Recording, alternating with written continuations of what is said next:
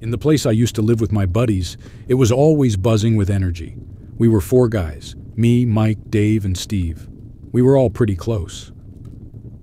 Now, this was our final college year. We were almost veterans on campus, having been roommates for nearly 3 years. The college itself was massive. I'm talking about over 20,000 students just in undergrad. So even if I thought I knew everyone, every day would prove me wrong with a new face or two. Our home wasn't anything special, to be honest.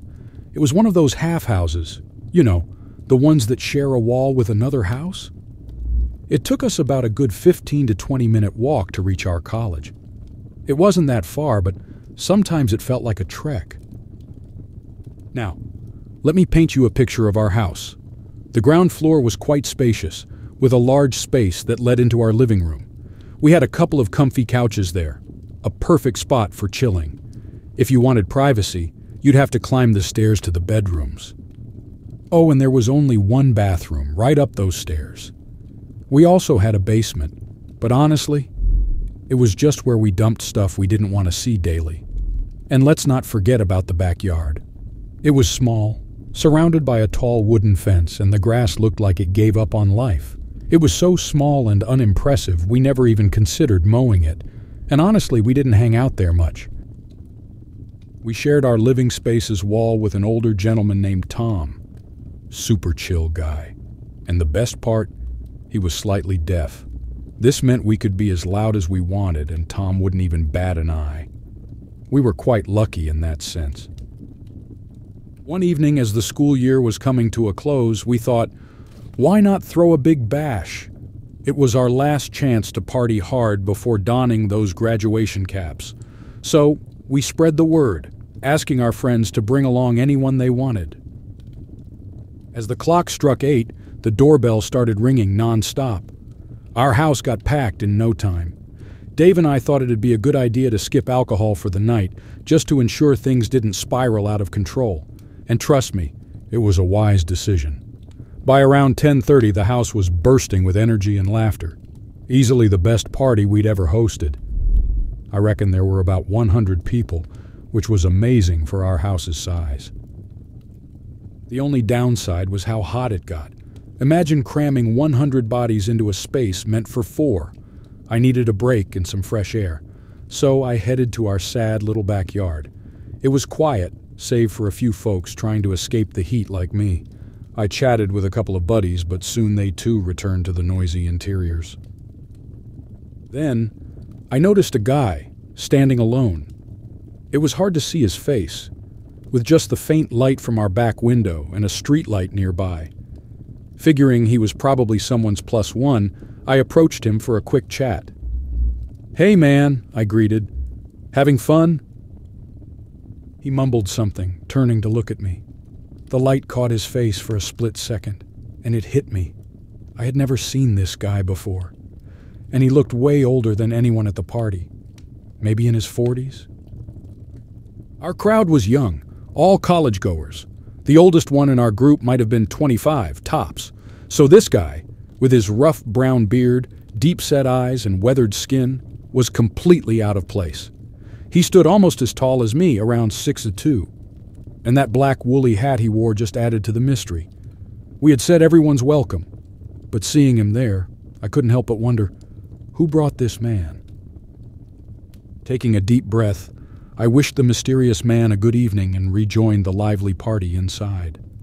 The night went on and the incident slipped from my mind as the music blared and laughter echoed throughout the house. As the clock neared 2 a.m., the guests gradually started leaving, and the house grew quiet once again.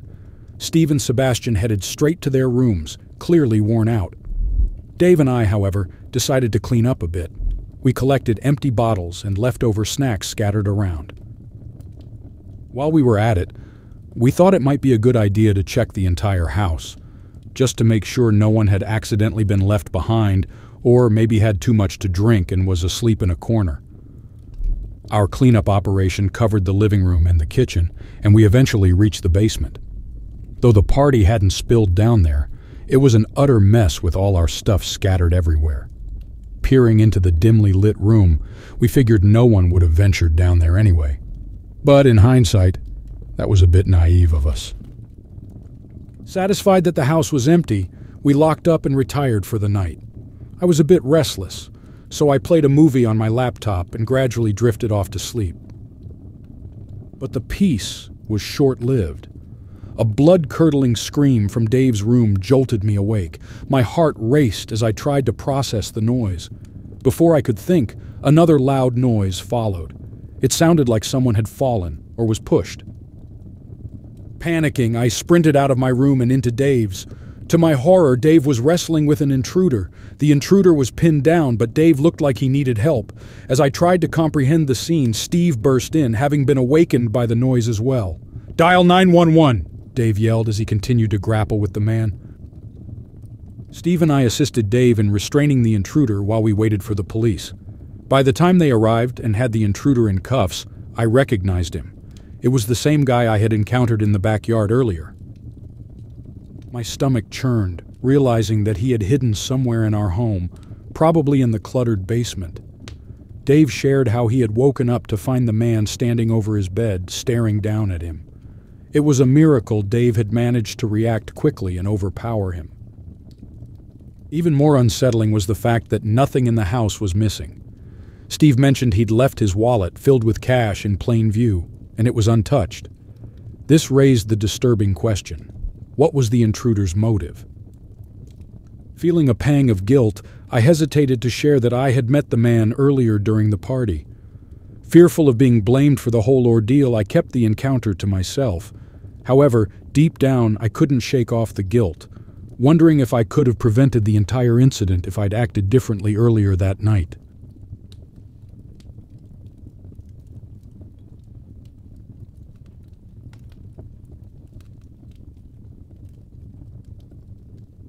I'm Sarah, a 19-year-old girl from a small town in England. The town isn't very big and a lot of people know each other. I'm not going to tell you exactly where because I'm worried someone might figure out where I'm talking about. Last Christmas, around 2022, I got a message from my friend, Emily. We've been buddies for about 10 years now, which feels like forever. She sent me a text one afternoon, telling me about this cool get-together she was having at her place.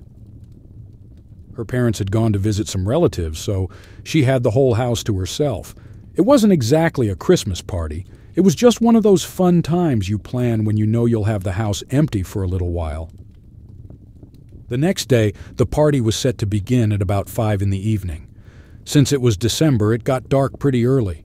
By the time I reached Emily's place, there were already loads of people there. The house felt crowded. A lot of them were around our age, but I didn't recognize most of them. When I asked Emily about it, she said that many of them were friends of friends who'd been invited. She'd told everyone to bring anyone they wanted. There were so many people around that she didn't even know who half of them were.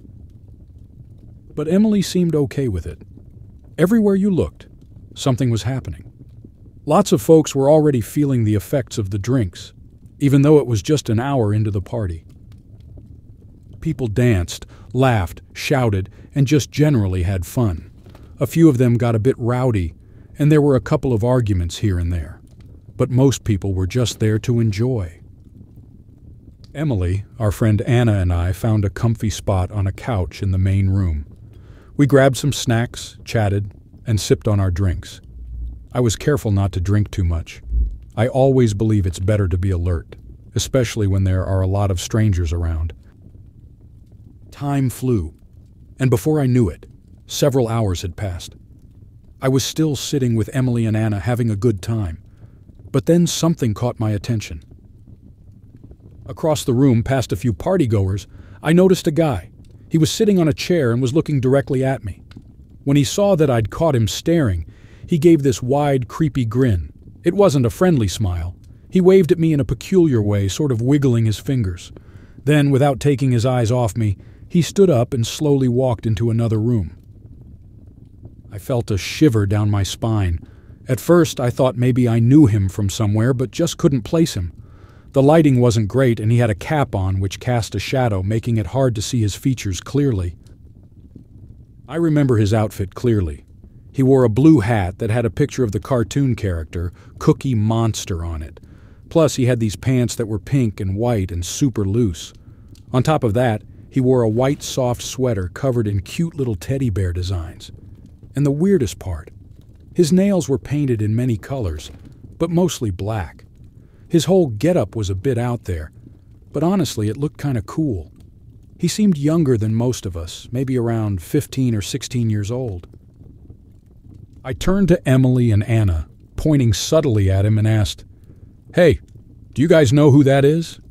I nicknamed him Cookie Hat Kid in my mind.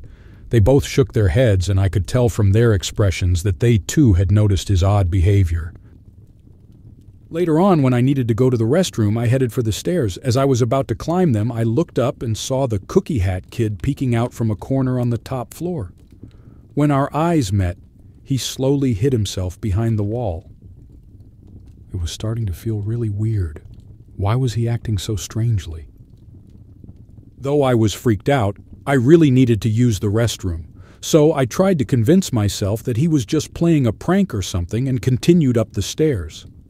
The bathroom was on the opposite side from where I'd seen him, so I quickly got in and locked the door behind me.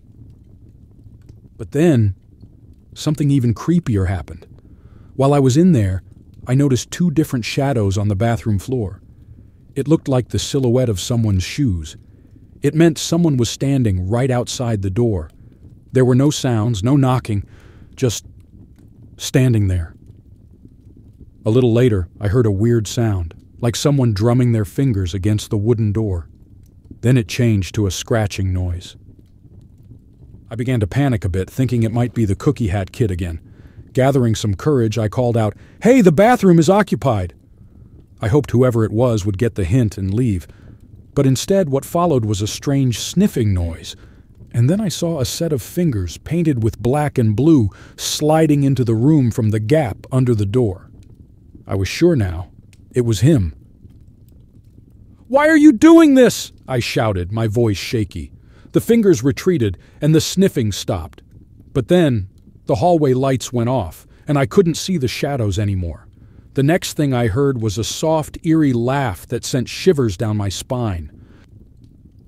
Frantically, I wanted to message Emily or Anna, but I'd left my phone with them downstairs. I thought about yelling for help, but with the music and chatter below, no one would hear me. After what felt like an eternity, I decided to face whatever was outside. I took a deep breath, swung the door open, and was met with an even stranger sight. The room opposite the bathroom had a bed, and on it, the Cookie Hat Kid was lying curled up, rocking back and forth. He was humming a soft tune, but as soon as he saw me, he stopped, lifting his head to lock eyes with me.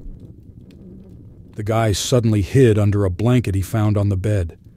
His eyes peeked out, wide with surprise. I didn't stick around to see more. Rushing back to my friends, they saw my pale face and immediately knew something was up. I spilled everything. Anna and Emily listened with growing alarm. Anna, braver of the two, decided to go see for herself. Returning, she told us she found him hiding in a closet, doodling childish drawings. Without confrontation, she simply told him to leave, and he did with a bizarre smile. Later, while grabbing a snack, I saw him again. He was mingling, laughing and joking with others, as if the earlier episode never happened. His behavior was so polar opposite that I was left bewildered. He seemed like a completely different person in a crowd. Hours later, exhausted, I tried to sleep in a guest room, but my rest was broken when I felt someone's fingers in my hair. It was him. Startled, I screamed, causing him to flee. Anna and others stormed in, alarmed by my cry. Desperate to escape this nightmare, I pleaded with Anna to call me a taxi. My phone was out of battery. Emily, seeing my distress, decided to join me. As we left, I heard a whisper from the bushes. I glimpsed him hiding, giving me a chilling smile. I didn't look back. In the days that followed, I received weird gifts at my door. The most unsettling was his signature Cookie Monster hat with a note, Wear this and we'll match. Panic struck. How did he know where I lived? I reported to the police, providing every detail of his appearance and behavior. Yet nothing substantial was done. To this day, I live with the unnerving knowledge that he knows where I am, praying he'll move on and forget about me.